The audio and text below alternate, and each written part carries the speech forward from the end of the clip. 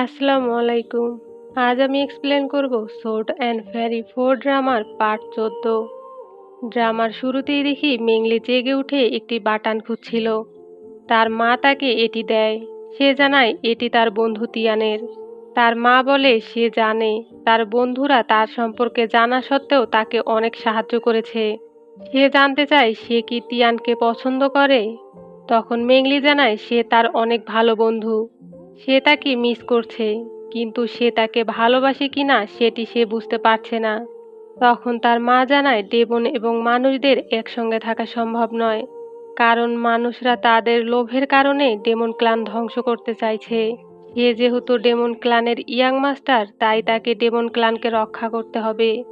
Demon রানী এতদিন পর তার মেয়েকে ফিরে পেয়েছে, তাই তারা দুজনেই অনেক ইমোশনাল হয়ে পড়ে। এদিকে ইয়াও ১৯ বছর আগের অসম্পূর্ণ যুদ্ধ সম্পূর্ণ করতে সবাইকে আহ্বান জানাচ্ছিল। তখনই সেখানে জিয়াং চলে আসে। সে এই যুদ্ধ থামাতে বলে। তখন সেখানে তিয়ান আসে। তাকে একজন মাস্টার এখান থেকে চলে যেতে বলে। সে জানায় তাকে জিয়াও এখানে আসার পারমিশন দিয়েছে, তাই সে যখন খুশি এখানে আসতে পারে এবং যেতে পারে। সে জিয়াংকে সাবধানে থাকতে বলে আর জিয়াও এর সাথে দেখা করতে চলে যায়। জিয়াং ইয়াওয়ের সাথে একা কথা বলতে চায়। তখন সোয়ানজি জানায় সে যেন সকলের সামনেই তার সঙ্গে কথা বলে। সে সকলের সামনে জানতে চায় তাদের গ্র্যান্ড মাস্টার তাইকিং নিজেকে ইমোর্টাল বানানোর জন্য ডেমন ক্লান আক্রমণ করেছিল কিনা। মাস্টার জি জানতে চায় এসব তাকে কে জানিয়েছে। সে বলে তারা নেদারল্যান্ডে গিয়েছিল। সেখানে তিয়ানের বাবার স্পিরিট তাদের সাথে কথা বলেছে। তিনি নিজেই তাদের এসব জানিয়েছে। ইয়াও জানায় তাইকিং তার মাস্টার ছিল, তাই সে তার আদেশ অমান্য করতে পারেনি। এসব শুনে সকল স্টুডেন্ট জিয়াংয়ের পক্ষে কথা বলতে যায়। তখন সে তাদের সকলকে নিজের বশে করে নেয়। জিয়াং ইয়াওয়ের বিরুদ্ধে গেলে সে অনেক রেগে যায়। তখন জিয়াং জানতে চায় সে কেন ইংকে বানিয়েছিল আর তাকে বাঁচিয়ে রাখতে অসহায় মানুষদের মেরে ফেলেছিল। ইয়াও ভয় পেয়ে যায় আর বলে সে কারো কথাতে এসব করেনি। তখন জিয়াং বুঝতে পারে এই সব কিছু ইয়াও নিজে করছে না, বরং এর পিছনে অন্য কেউ রয়েছে। ইয়াও তার উপর অনেক রেগে যায় আর সে কিছু করেনি এটি সবাইকে বোঝানোর চেষ্টা করে। তখন জিয়াং তার কথা শুনে অনেক হাসতে শুরু করে। এদিকে তিয়ান জিয়াওয়ের কাছে আসে আর জানতে চায় সে এসব কেন করছে। তখন জিয়াও জানায় সে যখন ছোট ছিল সবাই ভাবতো তার মধ্যে খারাপ আত্মা রয়েছে, তাই সকলে বলে তার বাবা যেন তাকে মেরে ফেলে, কিন্তু তার বাবা তাদের কথা শোনে না। হঠাৎ একদিন তাদের গ্রামে আগুন লেগে যায়। গ্রামের সকলেই বলে জিয়াও এর জন্যই আগুন লেগেছে। তখন তার বাবাও তার উপর দোষারোপ করতে থাকে। সে রেগে গিয়ে তার বাবাকে মেরে ফেলে, যার ফলে সবাই তাকে মারতে চায়। তখন সে কিয়াং গুহায় চলে আসে। এখানে আসার পর সে তিয়ান কিংকে বন্ধু হিসাবে পেয়েছিল, কিন্তু শেষ পর্যন্ত সেও তাকে ধোঁকা দিয়েছিল। তাই সে তাকে রিকোয়েস্ট করে সে যেন কখনো তাকে ছেড়ে না চলে যায়। তখন সেখানে একজন মাস্টার আসে আর জানায় জিয়াং বিপদে পড়েছে। এদিকে ইয়াও জিয়াংকে মাস্টারের পদ থেকে বহিষ্কার করে। তখন জিয়াং নিজেই তার তলোয়ার বের করে মুকুটটিকে ভেঙে ফেলে। তখন সেখানে তিয়ান চলে আসে। সে জিয়াংকে এই অবস্থায় দেখে অনেক অবাক হয়ে যায়। জিয়াও গিয়ে গ্র্যান্ড মাস্টারের সিংহাসনে বসে আর ইয়াও এর কথার অবাধ্য হওয়ার কারণে জিয়াংকে শাস্তি দেয়। তাকে পুরো কিয়াংগুয়া সেক্টর পরিষ্কার করতে বলে। তারা যখন সেখান থেকে চলে যাচ্ছিল জিয়াও এর অনেক কষ্ট হচ্ছিল। অন্যদিকে লিংসা বসে লাইব্রেরিতে বই পড়ছিল। তখন সেখানে ফ্যাং চলে আসে। লিংসা তার থেকে একটি ধনুক সম্পর্কে জানতে চায়, কারণ নেদারল্যান্ড যাওয়ার সময় তিয়ানকে ড্রাগন আঘাত করেছে, তাই সে এটি ভালো করার উপায় খুঁজছিল। তখন তার কাছে মেসেজ আসে জিয়াং অনেক অসুস্থ। তখন সে তাড়াতাড়ি করে জিয়াংয়ের কাছে যায়। জিয়াং যেহেতু তার পুরো জীবন এই কিয়াং গুহায় কাটিয়েছে, তাই সে অনেক আঘাত পায়। তখন লিংসা তাকে বোঝায় আর তার হাতে থাকা ব্যাজ দেখিয়ে বলে সে তার বোনকে কথা দিয়েছে সে তাকে প্রোটেক্ট করবে, তাই সে যেন এত তাড়াতাড়ি ভেঙে না পড়ে। এটি বলে সে সেখান থেকে চলে যায়। এদিকে তিয়ান জিয়াংয়ের দরজার বাহিরে বসেছিল। তখন সেখানে মিঙ্গুয়ান আসে আর জানায় লিংসার কিছু হয়েছে। সে অনেকবার ডাকা সত্ত্বেও সে সাড়া দিচ্ছিল না। তখন তারা তাড়াতাড়ি করে লিংসার কাছে যায়। সেখানে গিয়ে তারা দেখতে পায় লিংসা তার স্পিরিটকে তার ব্রেসলেটের মধ্যে দিচ্ছিল। তিয়ান তার কাছে যেতে ধরলে জিয়াং তাকে বাধা দেয় আর জানায় তাকে এখন জাগালে তার ক্ষতি হতে পারে। তিয়ান যেহেতু কিছুই জানতো না তাই তার কাছে সব জানতে চায়। সে কিছু বলতে না চাইলেও তিয়ান জোর করলে সে সব খুলে বলে, কারণ লিংসার হাতে বেশি সময় নেই। তখন লিংসা চোখ খোলে আর জানতে চায় তারা এখানে কখন এসেছে। তিয়ান তাকে জড়িয়ে ধরে আর বলে সে তাকে কিছুতেই মরতে দিবে না। তখন তারা সকলেই অনেক ইমোশনাল হয়ে পড়ে। পরের দিন জিয়াং তলোয়ার দেখছিল। তখন সেখানে লিংসা চলে আসে আর জানতে চায় সে এখানে থেকে শাস্তি ভোগ করবে নাকি স্বাধীনভাবে জীবনযাপন করবে। সে জানায় তার মন যা চাইবে সে এখন থেকে তাই করবে। লিংসা তাকে একটি গিফট দেয়।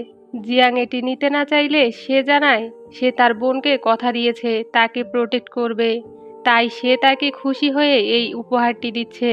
সে এটি নিয়ে নেয়। লিংসা তিয়ানের জন্য ড্রাগনের বলা ধনুকটি আনতে চায়। তখন জিয়াং তার সাথে যেতে চায়, কারণ লিংসার পারিবারিক অভিশাপের ফলে সে সেখানে প্রবেশ করতে পারবে না। এদিকে তিয়ান জিয়াওয়ের সঙ্গে দেখা করতে যায়। সে তার কাছে সাহায্য চায়।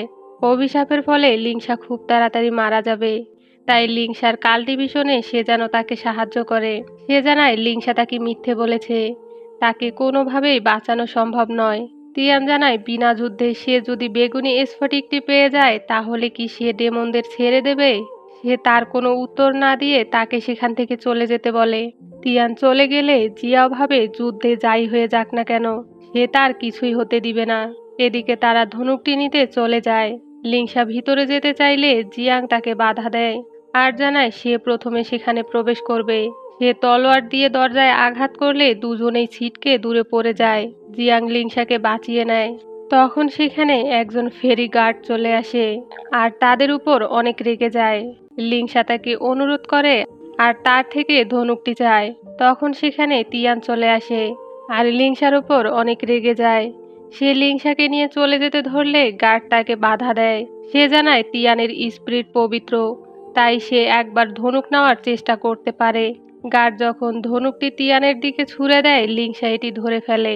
তিয়ান লিংসার মারা যাওয়ার ভয় পাচ্ছিল, তাই ধনুকটি তাকে দিয়ে দিতে ধরলে ধনুক তিয়ানকে তার মালিক হিসাবে বেছে নেয়। তিয়ান দেখতে পায় লিংসার ব্রেসলেটটি জ্বলছিল। তখন তিয়ান গার্ডকে ধনুকটি নিয়ে নিতে অনুরোধ করে, কিন্তু সে না নিয়েই সেখান থেকে চলে যায়। তিয়ান বন্ধ গেটটি বারবার খোলার চেষ্টা করে আর অনেক কান্না করে। লিংসা তার কাছে যায় আর জানায় সে যেন তার কথা না ভেবে নির্দোষ লোকদের জীবন বাঁচায়। তখন তিয়ান তাকে জড়িয়ে ধরে আর অনেক কান্না করে। এদিকে ডেমন ক্লানে ডেমন রানী মেংলিকে সেখানকার পরবর্তী রানী ঘোষণা করে। সে তাকে মুকুট পরিয়ে দেয় এবং ডেমন পাওয়ার দিয়ে দেয়, যার ফলে সে অসুস্থ হয়ে পড়ে।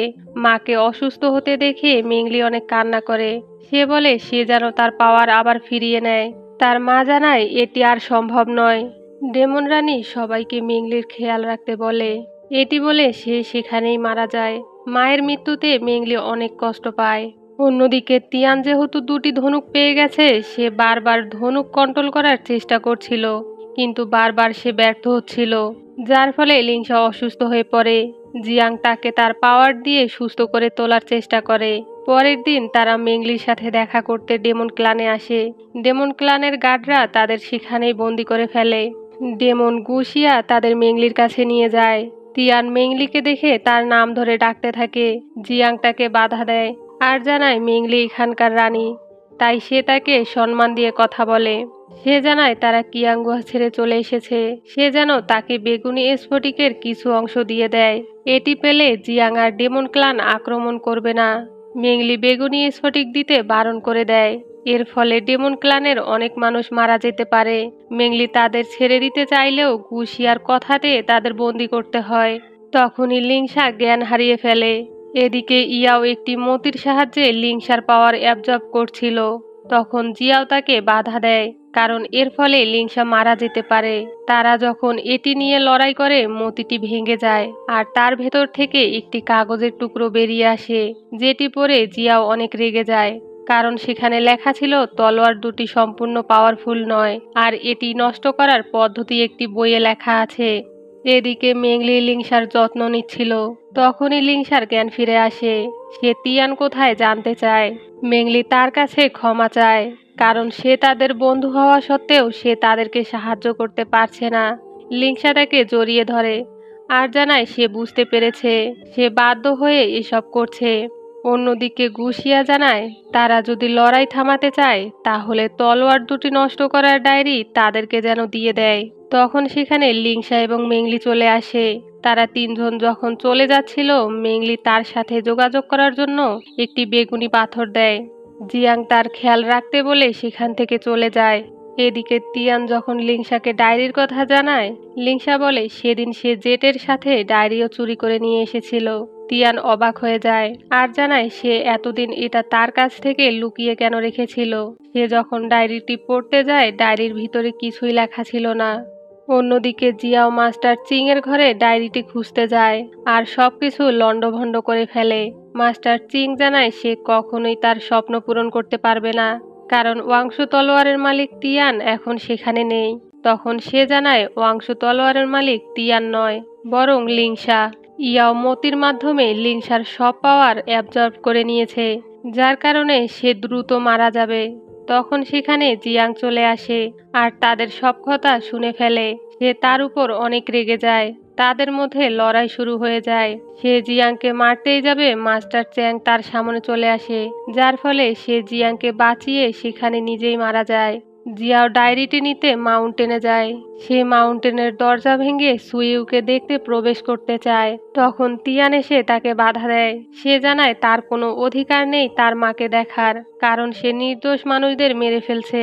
জিয়াও তার উপর অনেক রেগে যায় আর তার উপর আঘাত করতে গেলে লিংসা তাকে বাধা দেয়। তখন জিয়াও এর মধ্যে ইভিল পাওয়ার চলে আসে, যার ফলে সে নিজের কন্ট্রোল হারিয়ে ফেলে। এটি দেখে তিয়ান তার পাওয়ার ব্যবহার করে তাকে কন্ট্রোলে নিয়ে আসে। জিয়াও সেখান থেকে চলে যাওয়ার সময় তিয়ানের গলা থেকে জেটটি নিয়ে নেয়। রাতে লিংসা তিয়ানের ঘাড়ে ওষুধ লাগিয়ে দিচ্ছিল। তাদের মধ্যে রোমান্টিক একটি মোমেন্ট তৈরি হয়। তিয়ান জানায় তাকে সে এখানেই প্রথম দেখেছিল। সে তার ভালোবাসার কথা তাকে জানিয়ে দেয়। তারা একে অপরকে কিস করে। পরের দিন তিয়ান লিংসাকে কিয়াং গুহায় কোলে করে নিয়ে আসে। লিংসা তাকে বারবার নামিয়ে দিতে বলে, কিন্তু সে কিছুতেই নামিয়ে দেয় না। তারা জিয়াং এর সাথে দেখা করে আর জানতে চায় সে ডায়েরিতে কিছু পেয়েছে কিনা। তখন জিয়াং তাদের মিথ্যে বলে। সে বলে সে কিছুই পায়নি। মাস্টার চিং বুঝতে পারছিল না সে মিথ্যে কেন বলছে। পরের দিন তিয়ান দুটি ধনুক কি করে ব্যবহার করতে হয় তা প্র্যাকটিস করছিল। তখন সেখানে লিংসা চলে আসে। সে তাকে মেংলির দেওয়ার একটি ঔষধ খেতে দেয়, যা দ্বারা সে অনেক শক্তিশালী হবে। তখন তিয়ান কৌশলে তাকে কোলে বসিয়ে নেয় আর ঔষধটি লিংসাকে খাইয়ে দেয় আর জানায় সে চায় সে যেন সুস্থ থাকে। সে চায় না তার ভালোবাসার মানুষ এত তাড়াতাড়ি তাকে ছেড়ে চলে যাক। তখনই সেখানে জিয়াং চলে আসে। সে যেহেতু লিংসাকে মনে মনে পছন্দ করত, তাই তাদের এভাবে দেখে তার অনেক খারাপ লাগে। তারা সকলে মিলে চাঁদ দেখে, কারণ কাল যুদ্ধে কি হবে তারা জানে না। তাই তারা তাদের বন্ধুত্বকে সম্মান জানিয়ে কিছু মুহূর্ত চাঁদের সঙ্গে কাটায়। পরের দিন জিয়াও ১৯ বছর আগের যুদ্ধ সম্পূর্ণ করতে পুনরায় যুদ্ধ ঘোষণা করে। অন্যদিকে মেংলি তিয়ানের আহ্বানের জন্য অপেক্ষা করছিল। অনেক সময় পেরিয়ে যাওয়ার পরও তিয়ান কিছু না জানালে মেংলি ডেমনদের যুদ্ধের ময়দানে যাওয়ার আহ্বান জানায়। অন্যদিকে জিয়াও এবং ইয়াও ডেমন ক্লান ধ্বংস করার প্রসেস শুরু করে দেয়। ডেমন এবং কিয়াংগুয়ার ছাত্রদের মধ্যে যখন লড়াই হচ্ছিল, তখন অনেকেই মারা যায়। মেংলি জিয়াওকে অ্যাটাক করতে ধরলে জিয়াও তাকে মারতেই যাবে, গুশিয়া তার সামনে চলে আসে আর সেখানেই সে মারা যায়। এত মানুষের মৃত্যু দেখে মাস্টার চিং কান্নায় ভেঙে পড়ে। ইয়াও যেহেতু ওয়াংশু তলোয়ার ব্যবহার করছে, তখন লিংসা অসুস্থ হয়ে পড়ে। এসব দেখে তিয়ান দুটো ধনুকের পাওয়ার ব্যবহার করে তাদের বাধা দিতে যায়, কিন্তু এতে তিয়ান অজ্ঞান হয়ে পড়ে আর তার আত্মা ড্রাগনের কাছে চলে যায়। তিয়ান কিছুতেই হেরে যেতে চায় না, তাই তার পাওয়ার ব্যবহার করে আবারও ফেরত আসে আর তার পাওয়ার ব্যবহার করে তাদের তলোয়ার নষ্ট করে ফেলে। এটি দেখে সবাই খুশি হলেও জিয়াও তিয়ানের উপর অনেক রেগে যায়। সে তাকে মারতেই যাবে, তখন সেখানে তাদের একজন গড চলে আসে। সে তাদের করা অন্যায়ের জন্য তাদেরকে শাস্তি দেয়। আর সেখান থেকে চলে যায়। যুদ্ধের সময় কিয়াং গুহা পৃথিবী থেকে শূন্যের উপর ভেসে উঠেছিল। সবকিছু শেষ হবার ফলে এটি পৃথিবীর দিকে ধেয়ে আসছে। তখন তারা সেখান থেকে চলে আসে, কিন্তু মাস্টার চিং সেখানেই থেকে যায়। তিয়ান পৃথিবীকে রক্ষা করতে ধনুক ব্যবহার করে এটি ধ্বংস করে ফেলে, যার ফলে সে দৃষ্টিশক্তি হারিয়ে ফেলে। তারপর কয়েক বছরের পরে সিন দেখানো হয়, নতুন করে কিয়াং গুহা তৈরি হয়েছে। সেখানকার মাস্টার জিয়াং, সে তাদের বন্ধুত্বের গল্প সবাইকে শোনাচ্ছিল। অন্যদিকে মেংলি অনেক বছর ধরে ডেমন ক্লান শাসন করছিল। সে এখন ডেমন ক্লান থেকে মুক্তি চায়, তাই সে সবাইকে সকল দায়িত্ব দিয়ে সে সেখান থেকে চলে যায়। অন্যদিকে তিয়ান একটি কবরের পাশে বসেছিল। সে সেখানে বসে তাদের পুরনো স্মৃতিগুলো মনে করছিল। তখন সেখানে জিয়াং এবং মেংলি চলে আসে। সে দেখতে পায় লিংসার আত্মা তাকে নিতে এসেছে। তখন সে লিংসার আত্মার সঙ্গে চলে যায়। এভাবে হ্যাপি এন্ডিং এর সাথে সোর্ড অ্যান্ড ফেরি 4 ড্রামাটি শেষ হয়ে যায়।